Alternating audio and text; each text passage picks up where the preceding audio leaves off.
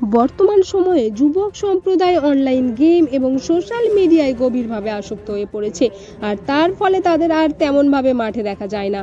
আর এই কারণে নেতাজি সুভাষচন্দ্র বসুর 128তম জন্মবার্ষিকী উপলক্ষে ধান্দালি গ্রাম পঞ্চায়েতের উদ্যোগে মাধবপুর লাইব্রেরির খেলার মাঠে একটি রোমাঞ্চকর ভলিবল প্রতিযোগিতা আয়োজন করা হয়েছিল। মাধবপুর লাইব্রেরির মনোরম খেলার মাঠে ধান্দালি গ্রাম পঞ্চায়েতের অন্তর্গত গুটিনাগুড়ি 7, ধান্দালি 21, ইছাপুর 11, পাকুড়িয়া 9, গুটিনাগুড়ি 4, পুরালিপাড়া 13, মাধবপুর 19 ও ইছাপুর 10 অংশগ্রহণ করে শীর্ষ পুরস্কারের জন্য প্রতিদ্বন্দ্বিতা করেছিল। এই প্রতিযোগিতাটি ছিল নেতাজি যে ক্রীড়াঙ্গন ও বন্ধুত্বের চেতনাকে মূর্ত করেছিলেন তার প্রমাণস্বরূপ। ধান্দালি গ্রাম পঞ্চায়েতে একটি সফল এবং আনন্দদায়ক অনুষ্ঠান আয়োজনের মাধ্যমে যুবক সম্প্রদায়কে একত্রিত করেছে। শুধু তাই নয়, এই ভলিবল প্রতিযোগিতার মাধ্যমে মোবাইল গেম দূরে ঠেলে যুবক সম্প্রদায় যাতে মাঠে নেমে খেলাধুলার মাধ্যমে নিজেদের শরীর স্বাস্থ্যের প্রতি খেয়াল রাখে, এদিনের প্রতিযোগিতার মাধ্যমে সেই বার্তা দিয়ে নেতাজির আদর্শের প্রতি উপযুক্ত শ্রদ্ধাঞ্জলি জানিয়েছে ধান্দালি গ্রাম পঞ্চায়েত। এদিনের প্রতিযোগিতায় ইছাপুর 10 চ্যাম্পিয়ন হয়েছে এবং ফার্স্ট রানার আপ হয়েছে গুটিনাগুড়ি 7। এদিনের অনুষ্ঠানে উপস্থিত ছিলেন জেলা পরিষদের সদস্য অজয় মণ্ডল, ধান্দালি গ্রাম পঞ্চায়েতের প্রধান লাবণী মাল মণ্ডল, এক্স প্রধান লেখা প্রামাণিক, জেলা পরিষদের প্রাক্তন সদস্য এবং বর্তমান উপপ্রধান সুভাষ মণ্ডল, জেলা পরিষদের প্রাক্তন এবং বর্তমান পঞ্চায়েত সদস্য ডক্টর রামকৃষ্ণ গের, গুটিনাগুড়ি আলোকতীর্থ বিদ্যানিকেতনের সভাপতি লালন নাজির, পঞ্চায়েত সদস্য সুব্রত মণ্ডল, সুশান্ত মণ্ডল, জাহাঙ্গীর আলী খান, কল্পনা দাস, শিবানী দলুই, শিখা ঘোষ, অমিত মল্লিক, বাবলু পাল, শেখ শাহাবুদ্দিন, বিশিষ্ট সমাজসেবী গোরাচাঁদ দাস, পঞ্চায়েত ট্যাক্স কালেক্টর সুশান্ত চড়ুই এবং পঞ্চায়েত সদস্য অলোক প্রামাণিক প্রমুখ। আমরা ধান্দালি গ্রাম পঞ্চায়েতের পক্ষ থেকে নেতাজি সুভাষচন্দ্রের যে 128তম জন্মজয়ন্তী, এই বীর নেতাজির জন্মজয়ন্তীতে জন্মদিনটা যেমন আমরা পালন করি, তেমন নেতাজির যে মানসিকতা, যে চিন্তা, সেই চিন্তার সঙ্গে আমরা একাত্ম হতে চেয়ে আজকে ধান্দালি গ্রাম পঞ্চায়েত তারা একটা নকআউট টুর্নামেন্টের প্রতিযোগিতা দিয়েছে ভলিবলে।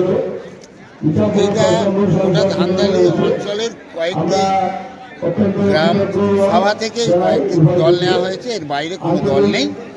নিজেদের মধ্যে একটা ভ্রাতৃত্ববোধ তৈরি করার জন্য খেলার মাধ্যম দিয়ে আমরা সেই জায়গায় পৌঁছানোর চেষ্টা করেছি, যেখানে গিয়ে আগামী দিনে এলাকার সমস্ত ছাত্রছাত্রীরা থেকে আরম্ভ করে সমস্ত খেলোয়াড়রা, যারা ইয়াং ছেলে, যারা আজকের দিনে বিভিন্নভাবে মোবাইল থেকে বিভিন্ন গেমের মধ্যে আসক্ত হয়ে যাচ্ছে, সেখান থেকে ফিরিয়ে আনার লক্ষ্যে আমাদের এই ক্ষুদ্র প্রচেষ্টা যদি সার্থক হয় তাহলে আমরা অত্যন্ত আনন্দিত হব।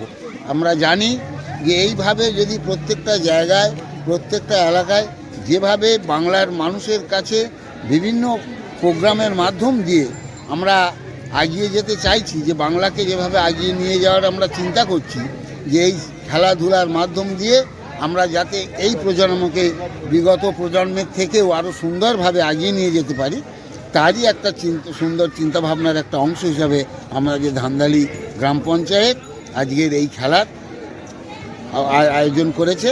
এই খেলায় আয়োজনে ধান্দালি গ্রাম পঞ্চায়েতের বিভিন্ন কর্মীরা এবং ধান্দালি পঞ্চায়েতের বিভিন্ন সংসদ থেকে এবং প্রধান থেকে আরম্ভ করে বিভিন্ন সদস্যা থেকে প্রত্যেকেই এখানে উপস্থিত থেকে এই খেলাটাকে অত্যন্ত সুন্দরভাবে এগিয়ে নিয়ে গেছেন। তাদেরকেও আমরা অত্যন্ত সম্মান জানাই। এই ছোট্ট কথা বলে আমি আমার বক্তব্য। আমরা ধান্দালি গ্রাম পঞ্চায়েতের পক্ষ থেকে এবং ধান্দালি গ্রাম পঞ্চায়েত উদ্যোগে এবং ব্যবস্থাপনায় এবং মাধবপুর 19 নম্বর সংসদের সহযোগিতায় আমরা একটা ভলিবল খেলার আয়োজন করেছিলাম এই অঞ্চলের খেলোয়াড়প্রেমী মানুষদের নিয়ে। এখানে বিভিন্ন সংসদের ছেলেরা খেলতে এসছে। একটাই কারণে আমরা খেলাটা ধরে রাখতে রেখেছি, একটাই কারণে যে ধান্দালি গ্রাম পঞ্চায়েতের এলাকার বিভিন্ন মানুষ মোবাইলে আসক্ত হয়ে পড়ছে, খেলাধুলার প্রতি মন নেই, তাতে যাতে ফিরে আসে, সেই খেলার প্রতি আগ্রহ বাড়ে, সেই কারণে আমরা এই খেলাটা এখানে করেছি। এবং এই মাধবপুর স্কুল লাইব্রেরি প্রাঙ্গণে এই খেলা শুধু নয়, বিভিন্ন রকমের সাংস্কৃতিক অনুষ্ঠান হয়ে থাকে। আজকে যে খেলাটা হলো সম্পূর্ণ ধামতলী গ্রাম পঞ্চায়েত উদ্যোগে বিভিন্ন প্রধান, প্রাক্তন প্রধান এবং জেলা পরিষদ সদস্য অজয় মণ্ডল অধ্যক্ষ হাওড়া জেলা পরিষদ, বিভিন্ন নেতা নেত্রীরা এখানে এসেছিলেন এবং তাদের বক্তব্য এখানে পেশ করেছে খেলাটার জন্য যে আমরা আগামী দিনে সুস্থ জীবনে ফিরে যেতে পারবো, এই কথা বলে আমার শেষ করছি।